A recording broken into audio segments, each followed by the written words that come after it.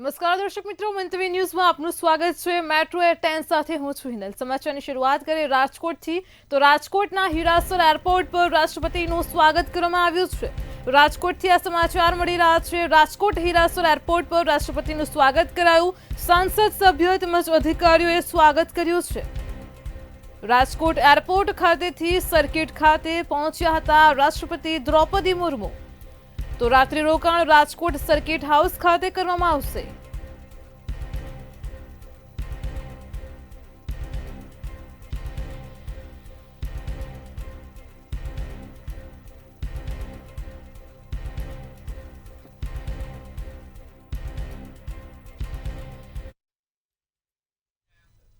ગુજરાત સરકાર એક તરફ વિકાસ સત્તાની ઉજવણી કરી રહી છે, તો બીજી તરફ રાજ્યની શાળાઓમાં હાલ તો સત્રાંત પરીક્ષા ચાલી રહી છે અને આ પરીક્ષા દરમિયાન વિકાસ સત્તાની ઉજવણી વચ્ચે શાળાઓમાં થયેલા આદેશથી શિક્ષક આલમમાં નારાજગી ફેલાઈ છે। ગુજરાતના શિક્ષણ જગતની વાત કરીએ તો અત્યારે હાલ સત્રાંત પરીક્ષા ચાલી રહી છે, તો બીજી તરફ ગુજરાત સરકાર વિકાસ સપ્તાહની ઉજવણીની અંદર શિક્ષકોને પણ જોતરી રહી છે, જેના કારણે કેટલાક શિક્ષકો નારાજ થયા હોવાની વાત સામે આવી રહી છે। આજે આપણી વચ્ચે ગુજરાત સરકારની અલગ અલગ શાળાઓમાં ફરજ બજાવતા કેટલાક શિક્ષકો છે, જે પોતાની આ વ્યથા અંગે વાત કરશે। સૌથી પહેલા તો આપની પાસે આવીશ અને જણાવો કે આ જે વિકાસ સપ્તાહ ઉજવવાનું છે, સત્રાંત પરીક્ષા ચાલી રહી છે, તમે કેમ નારાજ બન્યા? અમે સરકારશ્રીને કહેવા એ જ માગીએ છીએ કે અત્યારે બાળકોની સત્રાંત પરીક્ષાઓ ચાલુ છે, તો આ પરીક્ષા દરમિયાન આવી પ્રવૃત્તિઓના લીધે અમારે પરીક્ષામાં બાળકોને ખલેલ પહોંચે અને બાળકો શાંત ચિત્તે વ્યવસ્થિત પરીક્ષા આપી ના શકે। તો આ બાબતે અત્યારે આ ન ગોઠવતો અન્ય કોઈ તારીખોમાં અથવા તો અન્ય કોઈ સમયે ગોઠવ્યું હોત તો અમને માન્ય હતું। અત્યારે પરીક્ષાના લીધે બાળકોને ખૂબ ખલેલ પહોંચે તેવી પરિસ્થિતિ છે।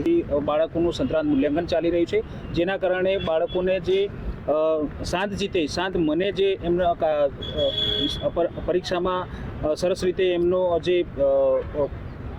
ઉલ્લેખનીય કામગીરી કરવાની છે એ તેઓ શાંત ચિત્તે નહીં કરી શકે અને જે નવી નવી પ્રવૃત્તિઓ અંદર અમલમાં મૂકવાની છે એ નહીં કરી શકે।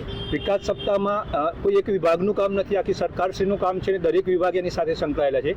શિક્ષણ વિભાગ માટે ખાસ એટલા માટે કહેવાનું થાય કે આખા 6 મહિના દરમિયાન બાળકો જે ભણેલા છે એનો નિચોડ આપણે લેવા જઈ રહ્યા છીએ અને બાળકોના મૂલ્યાંકનના માધ્યમથી આખા 6 મહિનાની કામગીરીનું આપણે મૂલ્યાંકન કરવા જઈ રહ્યા છીએ। ત્યારે વિકાસ સપ્તાહ સામે વાંધો નથી, પણ જે સમય બાળકોના ભોગે કે બાળકોની પરીક્ષાના ભોગે આ થશે એની સામે વાંધો છે। 2047માં જે વિકસિત ભારતનું સ્વપ્ન જો સાચા અર્થમાં સાકાર કરવું હશે તો શાળાઓને આવા કાર્યક્રમોથી દૂર રાખવાનો પ્રયત્ન કરવો જોઈએ અને શક્ય ત્યાં સુધી કદાચ જરૂરી લાગે તો અતિ મહત્વના કાર્યક્રમોમાં જ શાળાઓને સામેલ કરવી જોઈએ એવી મારું પોતાનું અંગત મંતવ્ય છે। એવું છે કે ગુજરાત સરકારના જે આ કાર્યક્રમ છે એમાં બધા જ વિભાગો જ્યારે જોડાવાના છે, તો શિક્ષણ વિભાગ એમને માટે એ તકલીફરૂપ છે। એનું કારણ એ છે કે બાળકોની સત્રાંત પરીક્ષા છે અને અત્યારે હાલમાં આપણું જે પરિણામ છે પરખ કસોટીનું, એના આધારે ગુજરાતના શિક્ષણને વગોવામાં આવી રહ્યું છે। તો આપણા શિક્ષણને બગડે ના આવા કાર્યક્રમોમાં સમય જોઈને આપણે એમને જોતરીએ તો વિદ્યાર્થીઓનું હિત સચવાય એ જરૂરી છે। વાત કરીએ તો વિકાસ સપ્તાહની અંદર અલગ અલગ સ્ટેજમાં જે કામ આપવામાં આવ્યું છે, તો માની લો કે ભાઈ સવારે 3 થી 5ના બાળકોની મૂલ્યાંકન કસોટી હોય, બપોરના સેશનમાં 2 થી 5માં 6 થી 8ના બાળકોની મૂલ્યાંકન કસોટી હોય, તો આ વચ્ચે એ કામ કેવી રીતે કરી શકે, જેના કારણે આ તકલીફરૂપ થાય છે। જે બિલકુલ સત્રાંત પરીક્ષા વચ્ચે રાજ્ય સરકારના શિક્ષકોને અલગ અલગ કામગીરી સોંપવામાં આવી રહી છે, જેના કારણે બાળકોના અભ્યાસ અને જે બાળકોનો નિચોડ છે તેમાં ખલેલ પહોંચતી હોવાનો દાવો શિક્ષકો તરફથી કરવામાં આવે છે। જો કે શિક્ષકોની આ વાત સરકાર ક્યારે સાંભળશે તે યક્ષ પ્રશ્ન છે, પરંતુ સત્રાંત પરીક્ષા વચ્ચે આ જે કામગીરી કરવામાં આવી છે તેનો અત્યારે શિક્ષકો નારાજ બન્યા છે। કેમેરામેન વિનોદ રાઠોડ સાથે ઉજ્જવલ વ્યાસ, મંતવ્ય ન્યૂઝ, ગાંધીનગર। ભરૂચના આમોદ ગામમાં લોકોને લાલચ આપી તેમજ જેહાદી માનસિકતાથી બ્રેન વોશ કરી ધર્માંતરણ કરવામાં આવતું હતું। છેલ્લા 10 વર્ષથી પણ વધુ સમયથી જેહાદી તત્વો દ્વારા લગભગ 37થી પણ વધારે કુટુંબો અને 150થી પણ વધારે લોકોને મુસ્લિમ ધર્મ અપનાવવા માટે દબાણ કરવામાં આવતું હતું। ગુજરાતના ભરૂચમાંથી ચોંકાવનારો ખુલાસો થયો છે અને એવું કહી શકીએ કે લાલ બત્તી સમાન કિસ્સો સામે આવ્યો છે, કારણ કે ભરૂચનું જે આમોદ ગામ છે તે આમોદ ગામની અંદર 37 જે એવું કહી શકીએ કે એનાથી પણ વધારે કુટુંબ, લગભગ કંઈક 150ની આસપાસ જે લોકો છે તેમનું ધર્માંતરણ કરાવવામાં આવ્યું છે, કંઈક ને કંઈક લાલચ આપીને ધર્માંતરણ કરવામાં આવ્યું છે. અને ખાસ કરીને આ જે સમગ્ર ધર્માંતરણનો જે મુદ્દો છે તે સામે આવ્યો છે. ગુજરાત હાઈકોર્ટની અંદર પણ એને લઈને સુનાવણી થઈ હતી ને ખાસ કરીને આ જે મુદ્દો છે તેને લઈને વધુ વિગતે ચર્ચા કરવા આપણી સાથે એક એડવોકેટ જોડાઈ ચૂક્યા છે. તો આપણે એડવોકેટ સાથે વિગતે ચર્ચા કરવાના છીએ અને જાણીશું કે આ શું છે આખો ધર્માંતરણનો મામલો. ખાસ કરીને વાત કરવા જઈએ ત્યારે આજે ધર્માંતરણ થયું છે, તમે એક એડવોકેટ તરીકે આપ કેવી રીતે જોઈ રહ્યા છો? ધર્માંતરણ તો આપણા દેશના બંધારણમાં જ પ્રોહિબિટેડ છે. દરેકને પોતાનો ધર્મ માનવાની, ફોલો કરવાની અને કોઈ પણ પ્રકારના દબાવથી કે કોઈ પણ પ્રકારની લાલચથી કોઈને બી ધર્મ પરિવર્તન કરવું એ આપણા બંધારણીય હકની અગેન્સ્ટ છે. એ વિલફુલી એટલે પોતાની સ્વેચ્છાએ કોઈ ધર્મ પરિવર્તન કરવા માગતું હોય તો વાત અલગ છે. ને એમાં બી કાયદાકીય રીતે ગુજરાતે લોકલ કાયદા એવા ઘડ્યા છે કે જેમાં ઓથોરિટીઝ છે, મેજિસ્ટ્રેટ છે, એ લોકો ચેક કરે કે આ કોઈ પણ જાતના દબાણ વગર થઈ રહ્યું છે, ધર્માંતરણ સ્વૈચ્છિક રીતે થઈ રહ્યું છે. એટલે આ જે ભરૂચનો ઇન્સિડન્ટ સામે આવ્યો છે જેમાં આટલા બધા લોકોને ધર્મ પરિવર્તન કરાવવામાં આવ્યું છે, એવી FIR નોંધાઈ છે, એવા એલિગેશન્સ થયા છે, તો એ એમના સ્ટેટ્યુટરી એટલે કે દરેક પ્રકારના જે કાયદા બનેલા છે એ કાયદાએ જે હક આપ્યા છે એના અને બંધારણીય હક બંનેની ખિલાફમાં છે. ચોક્કસથી જાણવા માંગીશ કે આ જે હાલ હાઈકોર્ટની અંદર આના અંગે સુનાવણી પણ થઈ હતી, એ જે કુટુંબનો જે ધર્માંતરણ કરાવ્યા છે આગળ શું કહી શકીએ અને ખાસ કરીને કાયદાકીય કાર્યવાહી જે આરોપી છે એના વિરુદ્ધ શું થઈ શકે? કાયદાકીય રીતે આરોપીની સામે ટ્રાયલ ચાલશે ને ટ્રાયલમાં આમાં એવું હોય છે, નવા જે ગુજરાતમાં કાયદો ઘડાયો છે જે 2003નો કાયદો હતો ધર્માંતર બાબતે છે ને 2021માં અમેન્ડમેન્ટ કરવામાં આવ્યા છે. એ અમેન્ડમેન્ટ સ્વરૂપે જે બદલાવ લઈ આવ્યો એ પ્રમાણે આરોપીએ પુરવાર કરવાનું રહેશે. સાધારણ રીતે ભારતીય ન્યાય પ્રક્રિયામાં આરોપી વિરુદ્ધ ગુનો બને છે એવું સ્ટેટે, એવું પ્રોસિક્યુશને સાબિત કરવાનું રહે છે. 37થી પણ વધારે કુટુંબ જે છે એમનું ધર્માંતરણ કરવામાં આવ્યું હોય તો ચોક્કસથી પ્રશ્ન ઊભા થવા જોઈએ અને હવે જોવાનું છે કે આગળ શું કાર્યવાહી થશે. જે આપણી ન્યાયપાલિકા છે, જે હાઈકોર્ટ છે, તે શું નિર્ણય લે છે તેના પર સૌની નજર રહેશે. કેમેરામેન બિપિન અમીન સાથે રિપોર્ટર પાર્થ વ્યાસ, મંતવ્ય ન્યૂઝ, અમદાવાદ. અમદાવાદમાં દાણી લીમડા પોલીસ એક શાતિર આરોપીને પકડી પાડવા માટે ખાખી ટ્રેપ રચ્યો હતો. મહિલા પોલીસ કર્મીએ સોશિયલ મીડિયા ઉપર ફેક આઈડી બનાવી આરોપી તૌફિકને જાળમાં ફસાવ્યો છે. તો રિવરફ્રન્ટ પર મહિલા પોલીસ કર્મીએ બુરખો પહેરીને તૌફિકને મળવા પહોંચ્યા હતા અને જ્યારે અન્ય કર્મચારીઓ, કોઈ રિક્ષા ચાલક તો કોઈ સામાન્ય ટુરિસ્ટના વેશમાં ત્યાં તૈનાત રહ્યા. તૌફિક સ્થળે પહોંચ્યો એટલે આ ખાખી ટ્રેપ સફળ થઈ છે. ઘટનામાં ત્યારબાદ પોલીસે જે તૌફિક નામના વ્યક્તિ છે એને શોધવાની પ્રયાસ ચાલુ કર્યા. શરૂઆતમાં અમે અમારા ઈ-ગુજકો જે અમારું પોર્ટલ છે, એપ્લિકેશન જે આખી એમાં અને સોશિયલ મીડિયા એમાં તૌફિક નામનું જે વ્યક્તિ છે એને સર્ચ કર્યો અને કેટલાક શોર્ટલિસ્ટ કરી અને ભોગ બનનારને અલગ અલગ જે ફોટોગ્રાફ્સ હતા એ બતાવ્યા. એમાંથી એણે એક વ્યક્તિ તૌફિક સલીમ શેખ જે દાણી લીમડામાં જ રહે છે એને આઈડેન્ટિફાઈ કરીને બતાવ્યું કે આ એ જ વ્યક્તિ છે કે જેણે એના સાથે મારામારી કરી. અમદાવાદ સિવિલ મેડિસિટીની ગવર્મેન્ટ સ્પાઇન ઇન્સ્ટિટ્યૂટ ખાતે આજરોજ રેટ્રોફિટ ડિજિટલ રેડિયોગ્રાફી મશીનના IDBI બેંક દ્વારા CSR અંતર્ગત લોકાર્પણ કરવામાં આવ્યું. તો અશારવા વિધાનસભાના ધારાસભ્ય દર્શનાબેન વાઘેલાના વરદ હસ્તે અને IDBI બેંક અમદાવાદના ઝોનલ ઓફિસર વેણુગોપાલ એન તથા ગવર્મેન્ટ સ્પાઇન ઇન્સ્ટિટ્યૂટના નિયામક ડોક્ટર પિયુષ મિત્તલની ઉપસ્થિતિમાં લોકાર્પણ કરાયું છે.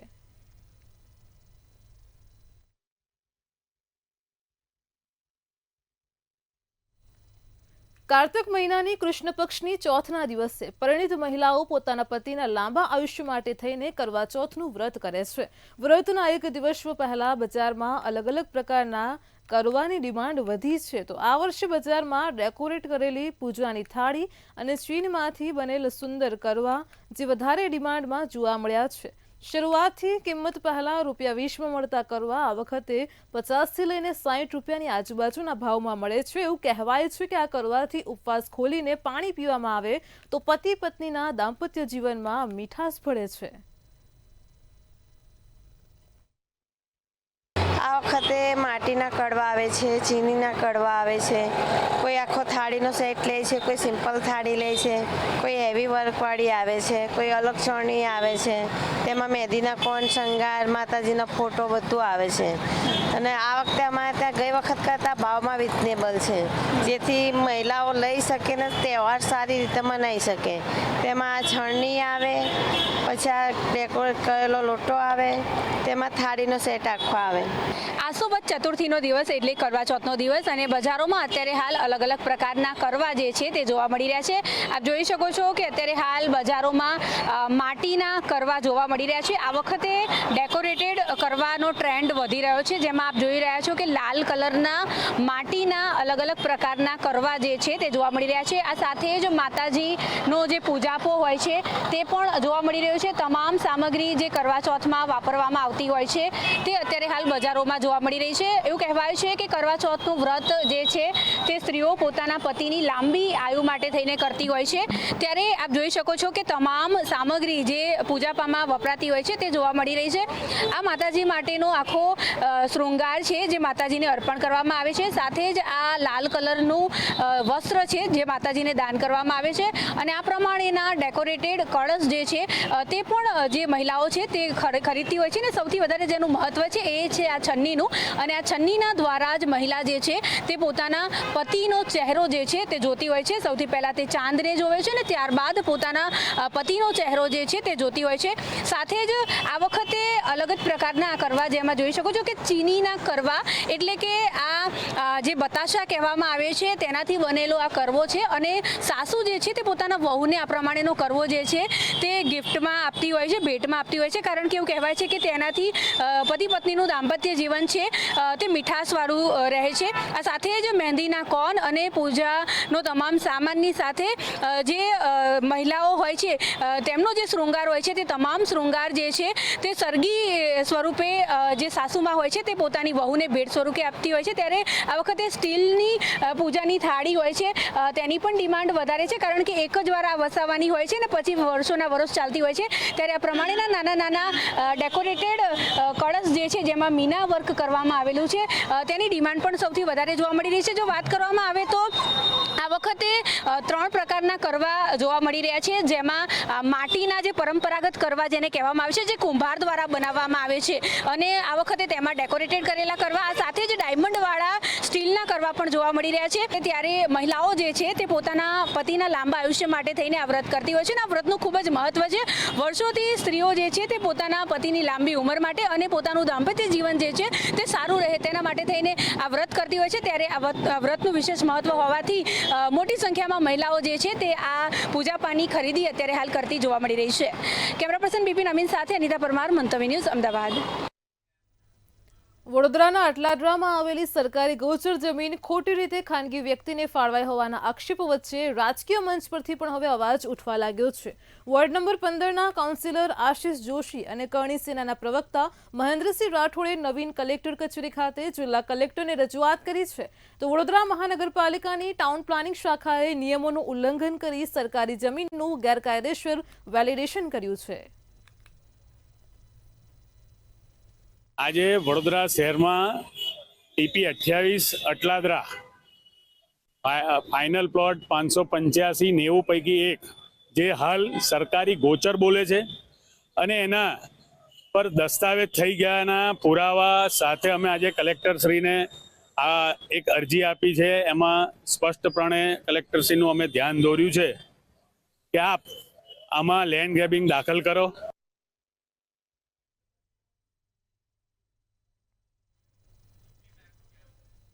વડોદરામાં જીઆરપી ટેકનોલોજીથી ડ્રેનેજ લાઇન રિહેબિટેશનની કામગીરી શરૂ કરાઈ છે. તો મ્યુનિસિપલ કમિશનર સહિતની ઉપસ્થિતિમાં કામગીરી હાથ ધરાઈ છે. શ્રેણીક પરથી મુજ મહુડા અટલાદરા પ્લાન્ટ સુધી 96 કરોડના ખર્ચે નવી ડ્રેનેજ લાઇનનું કામ શરૂ કરાયું છે. જ્યારે અગાઉ આ પ્રકારની કામગીરી મુંબઈ, દિલ્હી, વારાણસીમાં પણ થઈ ચૂકી છે. વડોદરા મહાનગરપાલિકાના જે 96 કરોડના ખર્ચે જીઆરપી ટેકનોલોજીથી સિસ્ટમની આજે શરૂઆત કરી છે. આપણી સાથે વડોદરા મ્યુનિસિપલ કમિશનર છે, તેમની સાથે વાત કરીએ. સાહેબ, શું કરો જીઆરપી ટેકનોલોજી માટે? આજે અમે ડ્રેનેજ પ્રોજેક્ટ ડિપાર્ટમેન્ટ દ્વારા જીઆરપી ટેકનોલોજીને ઇન્ટ્રોડ્યુસ કરીને નવું કામગીરી કરવાનું નક્કી કર્યું છે. ત્રણ એડવાન્ટેજ છે આ કામગીરીથી. પહેલા વડોદરાની અંદર જે ભૂવો પડતો હતો એ બધાના કારણે કોર્પોરેશન પર નામ ખરાબ થતી હતી, એટલે અમે એનું સોલ્યુશન કાઢવા માટે 6370 પર કાયમી કામ કરતા હતા. પણ આને નિકાલ કરવા માટે આપણે પહેલી વખતે જીઆરપી ટેકનોલોજી એટલે ગ્લાસ રીઇન્ફોર્સ પ્લાસ્ટિક એ ટનલિંગ ટેકનોલોજી ઇન્ટ્રોડ્યુસ કરી રહ્યા છે. This is like tunnel boring machine technology જે નીચે ડ્રેનેજ માટે કરી રહ્યા છે.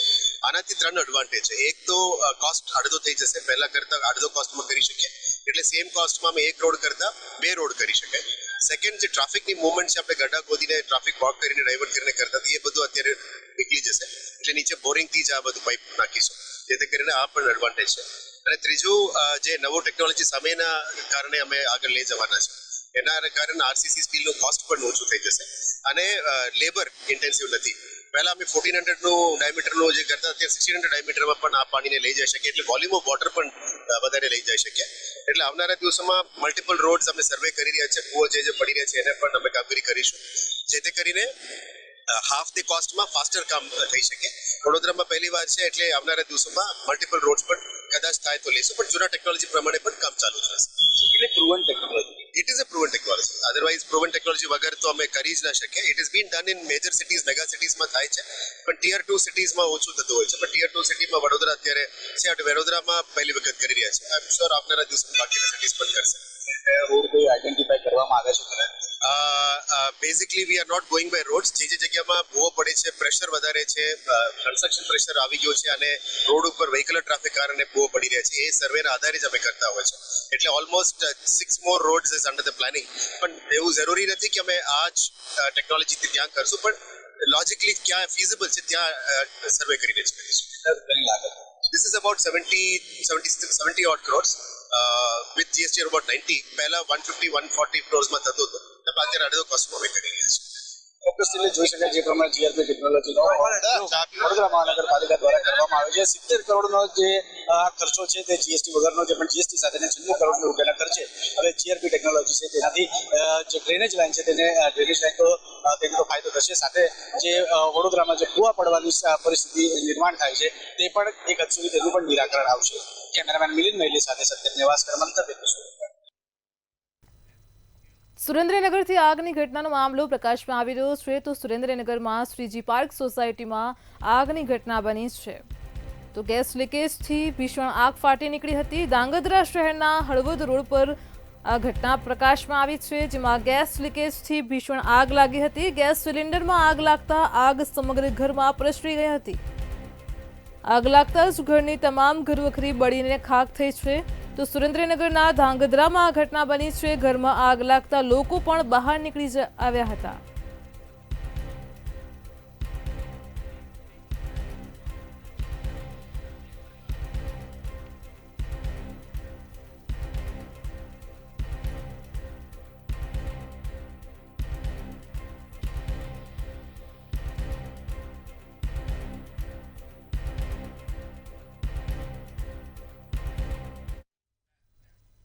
રાજકોટમાં વધુ એક મહિલા પોલીસકર્મીએ આપઘાત કરી લીધો છે. તો રાજકોટથી આપઘાતની ઘટના પ્રકાશમાં આવી છે. રાજકોટમાં વધુ એક મહિલા પોલીસકર્મીએ આપઘાત કર્યો છે.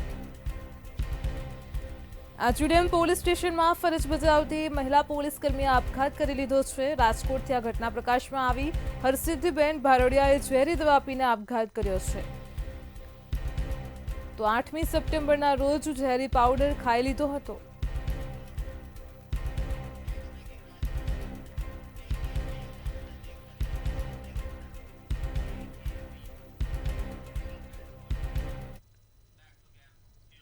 રાજકોટથી સમાચાર મળી રહ્યા છે. અકસ્માતની ઘટનાનો મામલો પ્રકાશમાં આવ્યો છે. તો રાજકોટમાં કેકેવી હોલ ખાતે અકસ્માત સર્જાયો હતો. રાજકોટમાં કેકેવી હોલની નજીક જ અકસ્માતની ઘટના બની હતી, જેમાં 3 વાહનો વચ્ચે અકસ્માત સર્જાયો હતો. આસપાસના લોકો એકઠા થઈ ગયા હતા. છોટા હાથી વાહન બેકાબુ થતા અનેક વાહનોને અડફેટે લીધા હતા. આમ 3 વાહન વચ્ચે અકસ્માતની ઘટના બની હતી.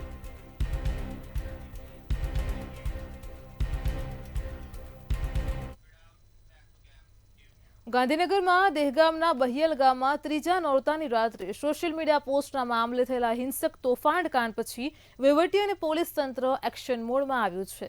શું હતો આ સમગ્ર મામલો? જોઈએ ખાસ રિપોર્ટમાં. બહિયલ ગામમાં ગરબા દરમિયાન પથ્થરમારો, પોલીસ પર હુમલો અને 4 જેટલી દુકાનોને આગ ચાંપવાના ગંભીર બનાવો બન્યા હતા. ત્યારે કાયદાનું કડક પાલન કરાવવા માટે આજે વહેલી સવારથી વહીવટીતંત્ર દ્વારા ગામના મુખ્ય માર્ગો પરના ગેરકાયદે દબાણો તોડી પાડવાની કામગીરી કરાઈ છે. તોફાન કાંડ બાદ બરેલી યુપીની જેમ ગેરકાયદે મિલકતો ઉપર બુલડોઝર એક્શનની માંગ કરવામાં આવી અને જેને પગલે તંત્ર દ્વારા તોફાની તત્વો સહિત સમગ્ર વિસ્તારના અંદાજિત 190 જેટલા દબાણકારોને નોટિસો ફટકારવામાં આવી હતી. આ દબાણકારોને 2 દિવસમાં બાંધકામના પુરાવા રજૂ કરવાનું અલ્ટિમેટમ અપાયું હતું અને જેની સમય મર્યાદા બુધવારે સાંજે પૂર્ણ થઈ હતી. બહિયલની અંદર જે પ્રમાણે નવરાત્રી દરમિયાન અસામાજિક તત્વો દ્વારા જે તોડફોડ કરવામાં આવી, પરંતુ હવે કોર્પોરેશનનું ડિમોલન છે તે આ વિસ્તારની અંદર પણ ફરી રહ્યું છે. અત્યારે મારી પાછળ આપ જે જોઈ રહ્યા છો કે મોટી સંખ્યામાં જેસીબી દ્વારા આ તમામ જે અસામાજિક તત્વો છે તેના દ્વારા છે તે તોડફોડ જે કરવામાં આવી, ત્યારબાદ તેના બાંધકામો છે તેની પર જેસીબી ચલાવવામાં આવ્યું છે. મોટી સંખ્યામાં તંત્ર છે તે ઘટનાસ્થળે છે. એસપી આપણી સાથે છે. સર, જે પ્રમાણે બાંધકામ ઉપર જે હથોડા મારવામાં આવી રહ્યા છે, આ કેટલા બાંધકામ છે, કેટલી મશીનરી લાગી છે? લગભગ 186 બાંધકામ આઈડેન્ટિફાઈ કરવામાં આવેલ છે અને એની ઉપર નોટિસ આપવામાં આવેલ છે. પછી આજ સવારથી દબાણ હટાવવાની કાર્યવાહી ચાલુ છે અને 1000થી ઉપર સરકારી અધિકારી કર્મચારી અલગ અલગ વિભાગના આ કાર્યવાહીમાં જોડાયેલા છે. સાથે સાથે 15 જેસીબી અને 15 ડમ્પર સાથે જોડાયેલા છે. સર, જે પ્રમાણે આરોપીઓ જે હતા એમાં કોઈના બાંધકામ છે આમાં?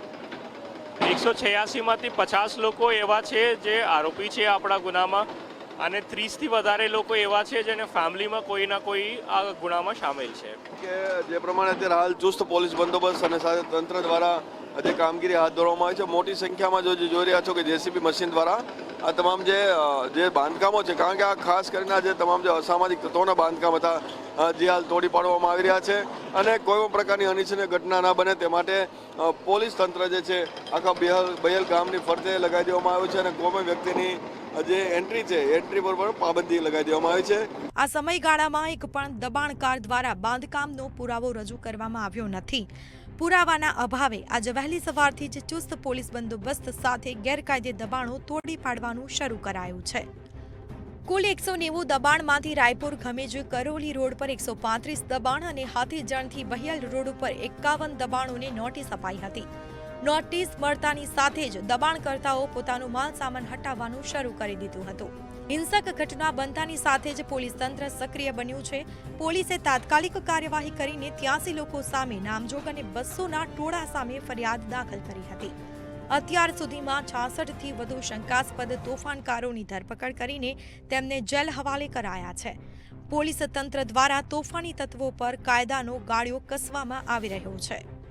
બહિયલ ગામની અંદર જે ડિમોલેશનની કાર્યવાહી હાથ ધરવામાં આવી, આ જે ડિમોલેશન દરમિયાન ઘણી બધી જે પ્રોપર્ટી હતી જેની પર ગેરકાયદેસર બાંધકામો હતા, આવા ઘણા બધા લોકો છે તેની બાંધકામો જે તોડતાની સાથે તેની જમીન જે છે તે ખાલી થઈ છે. આવા જ એક વ્યક્તિ આપણી સાથે છે. અચ્છા, એ જણાવશો કે તમારી જે જમીન હતી, તમારી જે સંપત્તિ હતી એની પર પણ ગેરકાયદેસર બાંધકામ કેટલા સમયથી હતું? લગભગ અમારા વડીલો પર જે જમીન આવેલી છે 3.5 વીઘા છે, જે ગામની નજીકમાં જ છે. તો આજથી 10-12 વર્ષ પહેલાં લોકોએ પાકા મકાનો બનાવેલા છે. અમે લેન્ડ ગ્રેબિંગની અરજી પણ કરેલી છે. સરકારને રજૂઆત સીએમ સાહેબને પણ રૂબરૂ મળ્યો તો રજૂઆત કરી હતી, પણ હજુ સુધી કોઈ જવાબ મળ્યો નથી. આ જે કામગીરી છે તમે કેવી રીતે જુઓ છો? આ સરસ કામગીરી છે. હું સરકારનો ખૂબ ખૂબ આભાર માનું છું કે આ જે ડિમોલેશન કર્યું છે અહીંયા, બસ એવું જ હું આશા વ્યક્ત કરું છું કે મારી જમીનમાં પણ જે પાકા મકાનો બનાવેલા છે લોકોના એ બધા દૂર કરી આપે મારી જમીન. અચ્છા, ગામનો જે રસ્તો છે એ પણ પહોળો થઈ ચૂક્યો છે અને વધારે સારી સુવિધા મળી શકશે, રોડ પણ સારો મોટો બની શકશે. તમને કેવું લાગે છે કામગીરીથી? આજે થયું એ સરકારે બરાબર કર્યું છે, જેથી ગામનો હવે વિકાસ થવો જોઈએ. ખરેખર જે વિકાસ છે હવે ગામનો થશે. તે પહેલાં હતું બધું દબાણના કારણે કંઈ થયું નહોતું. જે આપણા જે હોમ મિનિસ્ટર સાહેબ છે હર્ષ સંઘવીએ જે કાયદામાં રહેશો ફાયદામાં રહેશો જે સૂત્ર આપ્યું છે બરાબર હવે બહિયલમાં લાગુ પડશે.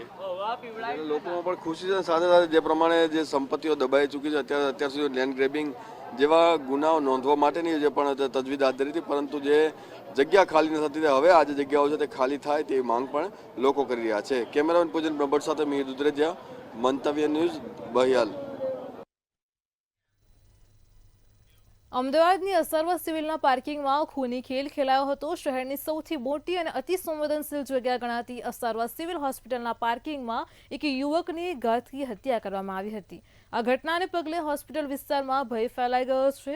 ચાલીમાં કેમ આવ્યો છે તેમ કહીને યુવકને રેંસી નખાયો હતો. તો ભાવેશ મેહુલ કરણ નામના આરોપીઓને તલવારના ઘા ચૂકી સુરેશ ભીલ નામના યુવકની હત્યા કરી છે.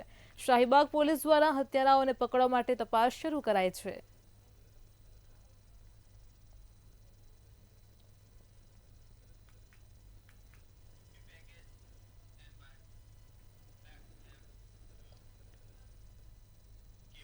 અમદાવાદમાં કાયદો અને વ્યવસ્થાની સ્થિતિ ચિંતાજનક રીતે કથળી રહી છે. શહેરમાં એક જ રાતમાં હત્યાની 2 અલગ અલગ ઘટનાઓ બનતા ભારે સનસનાટી મચી ગઈ છે. શું છે વધુ વિગતો જોઈએ ખાસ રિપોર્ટમાં. અમદાવાદમાં હત્યાની 2 અલગ અલગ ઘટનાઓએ પોલીસની રાત્રિ પેટ્રોલિંગ અને સુરક્ષા વ્યવસ્થા સામે ગંભીર સવાલ ઉભા કર્યા છે. બુધવારે અસારવા સિવિલ હોસ્પિટલના પાર્કિંગ અને રાણીપ વિસ્તારમાંથી 2 યુવકોની હત્યાની ઘટના સામે આવી છે. અસારવામાં આવેલી પ્રભુનગર સોસાયટીમાં રહેતા રાહુલ ભીલનો ભાઈ Suresh Bhil Asarwa civil hospital gate number 2 પાસે આવેલા પાર્કિંગમાં હતો. ત્યારે શાહીબાગ પ્રીતમનગર શાહની ચાલીમાં રહેતા ભાવેશ ભીલ અને મેહુલ ભીલ તેમજ તેનો ભાઈ કરણ ભીલે ભેગા મળી રાહુલને ખંજર જેવા હથિયાર વડે ઘા મારી દીધા હતા. આરોપીઓએ સુરેશને ચાલીમાં કેમ આવ્યું તેવું કહી અને ધમકાવ્યું હતું અને ત્યારબાદ તીક્ષ્ણ હથિયારથી તેના પર ઘાતકી હુમલો કર્યો હતો. સુરેશ દ્વારા બચાવનો પ્રયાસ પણ કરવામાં આવ્યો અને બૂમો પણ પાડવામાં આવી હતી. જેથી બૂમાબૂમ થતા સુરેશનો ભાઈ રાહુલ ત્યાં દોડી આવ્યો હતો. રાહુલ ત્યાં પહોંચતા ત્રણેય ત્યાંથી આરોપીઓ ફરાર થયા હતા. ત્યારે આ મામલે શાહીબાગ પોલીસે ગુનો નોંધી વધુ તપાસ હાથ ધરી છે. અમદાવાદ શહેરના રાણીપ વિસ્તારમાં નરેશ ઠાકોરને જન્મદિવસની ઉજવણી માટે મિત્રોએ કેક કાપવા માટે બોલાવ્યો હતો. નરેશને કેક કાપવાના બહાને બોલાવી મિત્રોએ તેનું કાસળ કાઢી નાખ્યું. 1 વર્ષ પહેલા રૂપિયાની બાબતે નરેશ અને તેના 4 મિત્રો વચ્ચે બોલાચાલી થઈ હતી. જેની અદાવત રાખી આરોપીઓએ નરેશ પર છરીના ઘા ઝીકી તેને મોતને ઘાટ ઉતારી દીધો હતો. મૃતકના પરિવારજનોનો આરોપ છે કે આરોપીઓ અવારનવાર નરેશ સાથે ઝઘડો કરતા હતા. નરેશનું મોત થતાં પરિવારમાં શોકનો માહોલ જોવા મળ્યો. પોલીસે મૃતદેહને પોસ્ટમોર્ટમ માટે સિવિલ હોસ્પિટલ ખસેડી વધુ તપાસ હાથ ધરી છે. તેમજ મૃતકના પરિવારજનોએ આ મામલે ન્યાયની પણ માંગ કરી છે. બ્યુરો રિપોર્ટ, મંતવ્ય ન્યૂઝ. મેટ્રો 10 માં હાલ આટલું જ. પડે પરની અપડેટ મેળવતા રહો માત્ર મંતવ્ય ન્યૂઝ પર. નમસ્કાર.